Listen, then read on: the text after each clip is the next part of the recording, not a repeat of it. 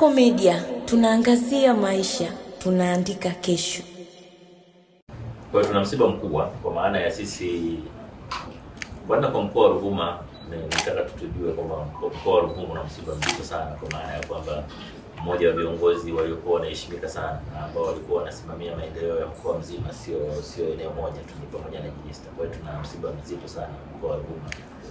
Lakini kitaifa pia wote mnajua majukumu ambayo Jenista ametekeleza katika nyadhifa mbalimbali serikalini, lakini pia kwenye chama.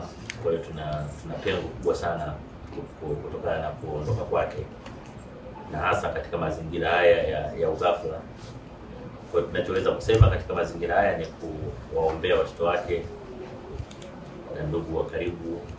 Mungu awape nguvu, awape ujasiri wa kulikubali hilo, awape ujasiri wa kujua kwamba ndio sehemu ya maisha yetu kama binadamu. Lazima wote tunafika katika hatua hiyo, na waendelee kumtegemea Mungu. Kasako Media, tunaangazia maisha, tunaandika kesho.